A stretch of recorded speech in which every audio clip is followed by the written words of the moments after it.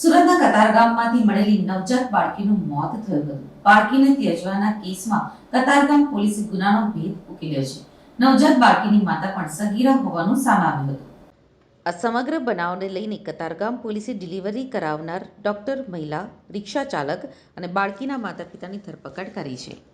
પરિવાર મુંબઈથી સુરત માત્ર ડિલિવરી કરાવવા માટે આવ્યું હતું. પોલીસે ડોક્ટર સહિત 5 લોકોની ધરપકડ કરી વધુ તપાસ શરૂ કરી છે. કતારગામ પોલીસ દ્વારા આઈપીસીની કલમ 304 હેઠળ ગુનો દાખલ કરી આગળની તપાસ હાથ ધરવામાં આવી છે. જોકે કતારગામ પોલીસ દ્વારા સીસીટીવી ફૂટેજમાં કેદ થયેલી માત્ર એક ઓટો રિક્ષાના રજિસ્ટ્રેશન નંબરના આધારે આ સમગ્ર ગુનાનો ભેદ ઉકેલી કાઢી ખાનગી નર્સિંગ હોસ્પિટલના તબીબ, નર્સ, ઓટો રિક્ષા ચાલક અને મહારાષ્ટ્રના દંપતીની પૂછપરછ બાદ ધરપકડ કરી હતી. મહારાષ્ટ્રના દંપતીની સગીર વયની દીકરીને અન્ય યુવક સાથેના પ્રેમ સંબંધમાં ગર્ભ રહી જતા બદનામીના ડરથી સુરત આવી ખાનગી નર્સિંગ હોસ્પિટલમાં સગીરાની ડિલિવરી કરાવવામાં આવી હોવાનું બહાર આવ્યું હતું. નવી સિવિલ હોસ્પિટલમાં બાળકીને ખસેડવામાં આવી હતી ત્યારે તેણીનું વજન 1.38 કિલો હતું, જ્યારે શરીરે સામાન્ય ઈજાઓ પણ મળી આવી હતી. પરંતુ બદનામીના ડરથી તરછોડી દેવાયેલી બાળકી અંતે મોતને ભેટી હતી. જે ઘટનામાં હવે પોલીસે તમામ સામે કાયદાકીય રાહે કાર્યવાહી હાથ ધરી છે.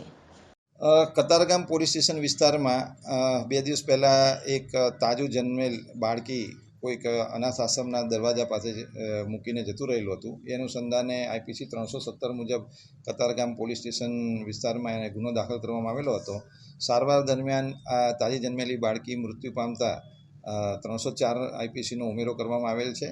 અને આ બાળકીને કોણ છોડી ગયેલું એ અનુસંધાને કતારગામ ડિસ્ટાફની ટીમે મહેનત કરેલી હતી અને ઘણા બધા સીસીટીવી ફૂટેજને અનુસંધાને તપાસ કરતાં એક રિક્ષા ધ્યાનમાં આવેલી હતી અને રિક્ષાના ચાલકની પૂછપરછ કરતાં આખો ગુનો ડિટેક્ટ થવા પામેલ છે.